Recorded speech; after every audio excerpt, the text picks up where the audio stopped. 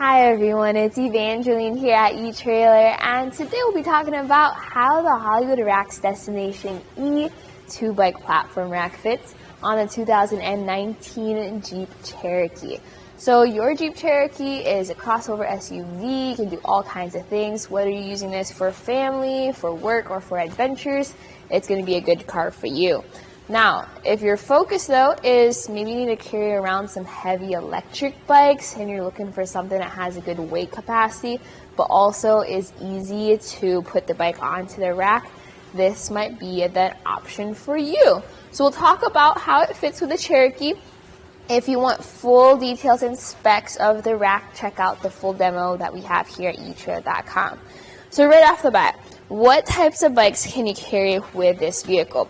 Well, you have a 70-pound weight capacity, you have a 50-inch wheelbase, so bikes of different shapes and different sizes, and it has a bunch of different straps to hold things in place. Now this has 3 straps, and that's because of the tilt away feature. It's very interesting. So the way this tilts away, if you want to open up the hatch, is you have this knob here at the center. So if you loosen that knob just enough where you can push it out, you then are able to just brace yourself for the weight of the rack and the bikes, and you can use the back of your Cherokee or your back against the Cherokee to push away and let this drop down to a tilt. Why would you tilt it away? Well, if you want to open up your hatch. So notice here, there's so much clearance between our hatch door and our bikes. We can hang out here, we can grab our larger items, we can change our shoes, we can grab our waters, our helmets, our backpacks without having to take off the bikes. And when you're done, you just lift up on the rack and get that in place. And just like you use that knob to push that out, you just push that knob right back in and tighten it down. Now let's talk about how the bike is held in there. Since it has that deep drop, you want to make sure that your bike is secured. There's 3 straps and a frame mount. So we're going to take off the straps so that we can take off the bike. It's just a press of the lever here in the back, lift up on the strap, and I like to pivot it to the side so it doesn't get in the way of the spokes. You have pretty long straps here, and that's because of tire width. So this can carry up to 4.5-inch wide tires. So for your fat bikes, this is going to be a good option too. And here's our front wheel chock strap. So once those are out of the way, we can set up the ramp.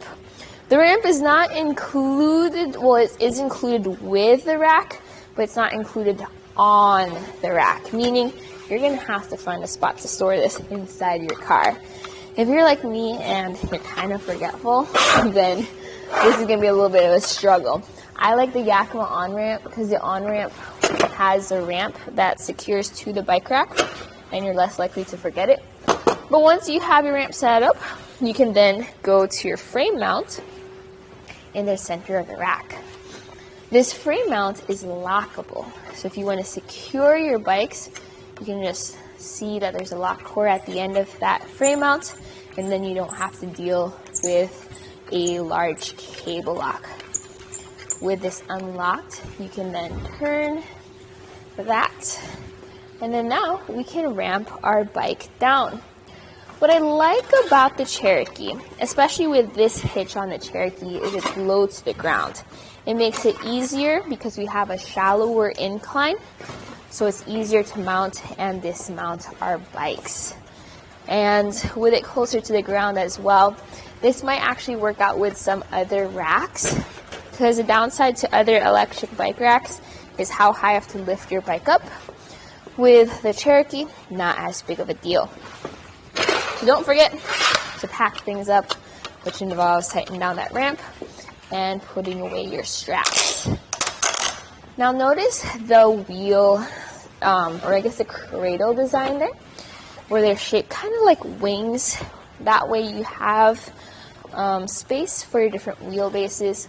So no matter what your wheelbase, these straps pivot back and forth to accommodate them. Now let's talk about dimensions and measurements here. So I'm going to measure for the length this adds to the back of our car. Bumper to the end of the rack, that's about 28 3/4 inches. Ground clearance is going to be on the lower side, and that is 13 1/4 inches there, and then 8 1/2 inches there. This does depend on where your hitch is, what type of hitch you have. So if you're going up steep inclines like driveways or hills, since you have less ground clearance, that's something worth considering. Now what I'm doing here is moving our bike rack into a more portable position. So once you take those straps out, you're able to flip these levers down, 1 and 2, and now we're able to flip the entire mast down. So then put the levers right back in. So you can see there's a lot of work put into this rack and a lot of work that this involves. If you're looking for something quick and easy, this might not be the best choice for that. But if you're looking for something solid, that's definitely what this is. There's all kinds of straps everywhere doing all kinds of things just to make sure everything is secured. All right. So once this is in place, you can then fold up the entire rack. So to do so, we are going to pull some pins and some clips. There's this clip here. There's this pin right over here. Once that's off, you can lift up on the rack and it folds up and away and against your car. Put that pin right back in and secure it. So now we have our compact or our portable position. It looks like it might come close to the vehicle, but there's actually plenty of clearance there. It's solid, not getting any closer than that. So the length this now adds to the back of our car. Bumper, end of bike rack, 15 inches. So if you have a small garage, I know you already have a smaller car, but if you have a really small garage, or if you need to store this in your garage, or you're trying to get into a tight parking spot, this is how you do it. Some things here though is, does it cover anything behind your car when you have it folded up? Obviously you can't open up the hatch, so you're gonna have to fold it down to do that. Your taillights are fully visible. Your rear window is fully visible. It does cover your license plate, and your backup camera is centered right where that red reflector is. So what's gonna happen is you're going to lose most of your visibility through your rear view camera. You might be able to see through it a little bit, but I would recommend driving in around with it in a down position since it doesn't take up that much space. This fits into your 2-inch hitch receiver. There's going to be a lock at the end. You tighten it down with this knob right over here. Check out the full review video to explain how that hitch alignment collar works. That's integrated into the bike rack. But my personal thoughts about this rack is it's solid. It helps you carry around 2 heavy electric bikes. 70-pound weight capacity is very impressive. I do like the ramp. I wish the ramp was attached to the rack.